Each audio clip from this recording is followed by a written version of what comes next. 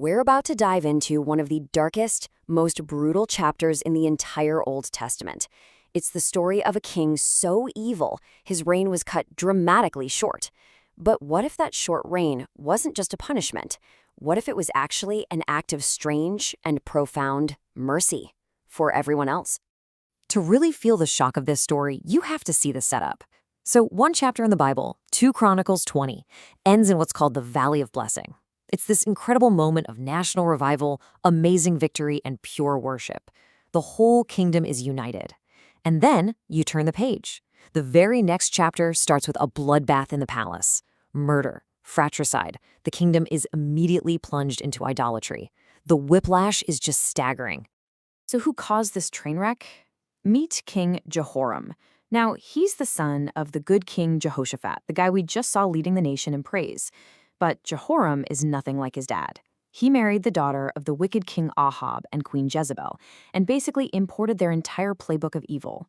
And his very first act as king, to make sure his throne was secure, he took a sword and systematically murdered all 6 of his younger brothers. Now here's the thing, Jehoram only reigns for 8 years. And that brings up a really profound question. We often ask, why does God let evil people prosper for so long? But here, the question is the exact opposite. Why was this wicked king's reign so short? Why only 8 years? As we're about to see, that number is anything but random. It is a message. This brings us to the first part of the mystery. Think about it. Jehoram starts his reign with mass murder and then forces idolatry on the people. He's basically a carbon copy of the cursed house of Ahab. So why wasn't the kingdom of Judah just wiped off the map right then and there? Let's be really clear about this. Based on God's own law, his own justice, the story should have ended right here. The kingdom of Judah under this king was spiritually bankrupt. It was morally corrupt. They absolutely deserved the exact same fate as the wicked northern kingdom. Total and complete destruction. But it didn't end there. And the reason why is one of the most powerful themes in the entire Bible. You have to hear this for yourself. Listen to what the scripture says. This is the crucial turning point. But the Lord was not willing to destroy the house of David because of the covenant that he had made with David, and since he had promised to give a lamp to him and to his sons forever. This right here is what's known as the Lamp Covenant. It's God's unbreakable promise to King David that his family line, his dynasty, would never, ever be completely snuffed out.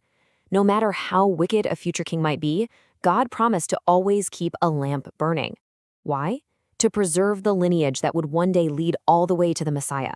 So Judah was saved not because they deserved it, but because of God's faithfulness to a promise he made centuries earlier.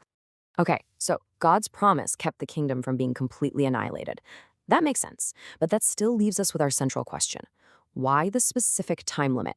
Let's unlock the theology that's hidden in that number, 8 years. And this is where it gets really interesting. Just look at how Jehoram's reign stacks up. King Manasseh, who is one of the most evil kings ever, gets 55 years. The righteous King Josiah, a good guy, gets 31. But Jehoram, just a tiny 8 years. It's not just short, it's a total outlier. This feels less like a normal reign and more like God hitting the divine emergency brake. You see, in the Bible, the length of a king's reign is never just a historical footnote. It's a message from God. Manasseh's super long 55-year reign was a time of abandonment. God was allowing the nation's evil to run its full course, to fill up the cup of judgment. But on the other hand, the good King Josiah's shorter reign was an act of mercy. God took him home early to spare him from having to see the horrifying destruction that was just around the corner. So what about Jehoram's 8 years? Well, this was something else entirely. This was a divine surgical removal. It's like God stepped in as a surgeon, saw a deadly cancer growing, and cut it out before it could metastasize and kill the entire nation. He stopped the clock at 8 years to prevent Judah from reaching the point of no return. Just think about it. What would have happened if Jehoram had reigned for, say, 20 or 30 years? With his murderous wife, Jezebel's daughter, remember, by his side, Baal worship would have become so deeply rooted, it might have been irreversible. The faithful remnant, the few people still loyal to God, they would have been hunted down and wiped out. And that lamp, that precious promise to David, could have been extinguished. The 8-year limit was God's way of preserving his people. And this whole idea, this principle of God shortening a time of intense evil to protect his people, well, it doesn't just apply to ancient Judah. It actually echoes all the way into the New Testament, right to the very words of Jesus Christ himself. So, you gotta ask, right? Was this just a one-time deal? Was God's intervention in Jehoram's kingdom just some unique historical event? Or is it part of a much bigger pattern of how God works in the world? The answer is pretty stunning.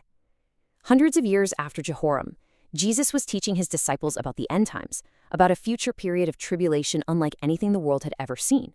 And in that teaching, he described this exact same principle of divine mercy in action. And here it is. This is really the theological climax of our whole story. Jesus says in Matthew chapter 24, "And if those days had not been cut short, no human being would be saved. But for the sake of the elect, those days will be cut short. For the sake of his chosen people, God promises to put a limit on the reign of evil." And that is the aha moment. Jehoram's 8-year reign wasn't just some random punishment. It was a real-life historical preview of God's promise to his people throughout all of time. It shows us that God is sovereign over the clock of history, and he will always, always intervene to shorten the days of trial for the sake of those he has chosen. So, what does this story of a brutal king from thousands of years ago actually mean for us right here, right now? Let's bring this ancient principle into our modern lives and figure out what it teaches us today. I think there are 3 really powerful takeaways we can pull from Jehoram's story. First, it's about the importance of breaking the unequal yoke. Second, it's about learning to hear the wake-up call in our hardships. And third, it's about learning to trust God's ultimate control over time itself. So let's break this down. First, the unequal yoke. The root cause of this whole disaster was a bad alliance made by Jehoram's good father with the wicked house of Ahab. It's a huge reminder that bad partnerships, whether in business or our personal relationships, can bring spiritual poison into our lives and cost us everything. Second, the wake-up call.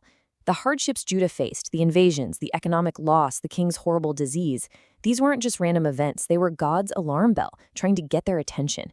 In the same way, sometimes our own struggles can be God's loving way of calling us back to him.